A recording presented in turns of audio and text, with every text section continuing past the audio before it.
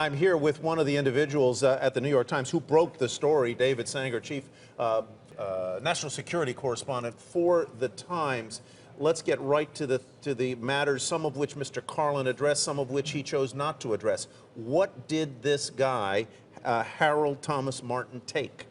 Well, from the best we can take right now, we can understand right now, it was different than the Snowden trove. Mr. Snowden took big PowerPoint slides describing classified operations of breaking into China, or the mass collection of metadata from phone calls in the United States.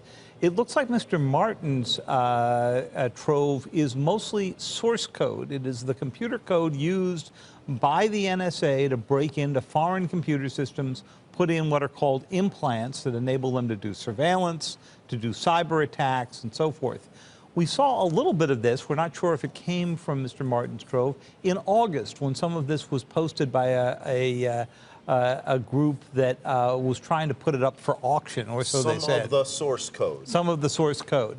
And the code you should think of as sort of a toolkit. If you were working at the NSA, particularly in their tailored access operations unit, and you had to figure out how you were going to break into a computer system in Iran or in Russia or in China. Mr. Carlin declined to answer Andrew's question about what this individual may have done with the source code, or even that it was source code that was taken.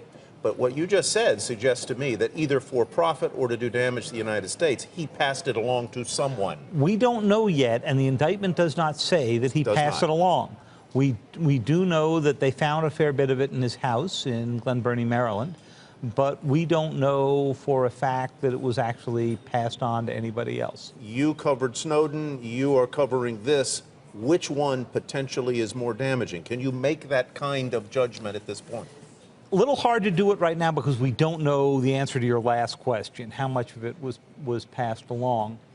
But one way to think about it is that the Snowden trove was politically quite damaging because it revealed operations, including against our allies, that Washington had to spend a lot of time explaining. It was embarrassing. It was embarrassing, and it hurt a lot of alliances, and it exposed a lot of operations against, including adversary countries. This is more useful to a country like Russia or China or Iran or some other that might be suffering from maybe the target of an attack. But that doesn't necessarily mean that it's going to have the political charge around it. And it's not at all clear that Mr. Martin had the kind of political agenda that Edward Snowden did. The complaint says that Mr. Martin has now admitted that he took this information. How long was this investigation going on? Well, it's a good question. We think that the removal of the material may predate the Snowden era. In other words, the stuff that he took, he was taking before Snowden. It could well be, or at least we've had some sources indicate that.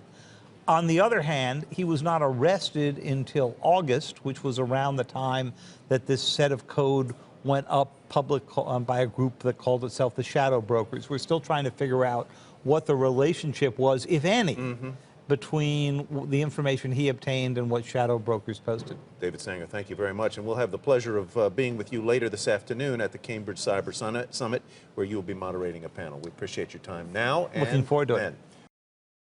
Hey CNBC fans, thanks for checking out our YouTube channel. Here you're going to find videos packed with all of the information that you need to be smarter about your finances. You can subscribe by clicking right here and click on all the videos around me or the eye right here to watch the latest from CNBC. Thanks for watching.